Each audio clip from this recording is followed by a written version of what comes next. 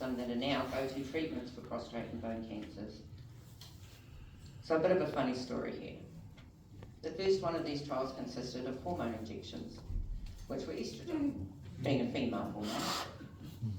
The theory being that estrogen ate the testosterone, go figure.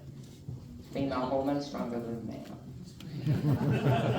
Anyway, the theory was that the estrogen ate the testosterone, which fed the cancer cells, and this treatment was actually really successful and is now a go-to treatment for prostate cancer in a lot of instances. They did not, however, come without side effects. So, usually for about the first 3 days after he'd had his shot, he would become, in his own words, fluffy. So by fluffy, he became feminine. And he would get a bit weepy, a bit emotional. He'd crack out the cookbook and start baking.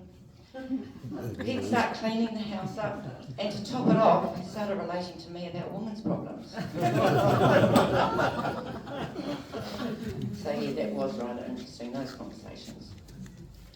As his illness progressed and he became more and more, he developed more and more bone tumours. He was constantly being told to put his affairs in order. Numerous rounds of chemo, radio and nuclear chemo stretched his life expectancy through numerous deadlines time and time again. Every deadline given was just another challenge to Dad, as he wasn't going to go down without a fight. And then last October he was diagnosed with acute myeloid leukemia and given 6 months to live. Well, he just took that on as another challenge, as another goalpost to push past. And as always, he just continued to live his life to the fullest with as much independence that he could. My older sister was taking him to the hospital and went to specialist appointments with him because he was deaf as a doorpost and I needed to be his ears. But he would often take himself up to haematology, use his walker and make his way there slowly, have his transfusions and then come back home. In theory, if the time frame given was correct, he should have left us at the end of March. One of the things he was actually happiest about was the fact that he had beaten yet another deadline, and something I actually had to point out to the haematologist. One of Dad's proudest moments recently was that he was able to participate in the Anzac Dawn service this year. And he was so overjoyed as there were 4 generations of mountains. Dad, myself, my son, my daughter, and Dad's eldest great-granddaughter, aged 8 years, marching front and centre at the Dawn service at Browns Bay this year. Dad's mobility had deteriorated to a point where we had to use a wheelchair for him, but he was so happy we were all there with him, along with my godfather, Uncle Peter.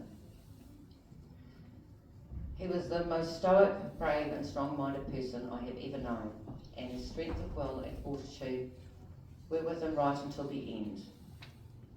In his mind, life was too precious to just give in, and right up until the 3 days before he left us, he continued to only use Panadol for pain relief, and he only gave in when his kidneys began to fail and the pain became unbearable.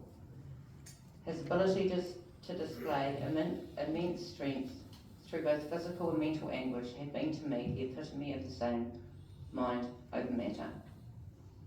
I am honoured to have been his daughter and could not be prouder of the dignity, fortitude and strength of will he has displayed his whole life, particularly in these latter years.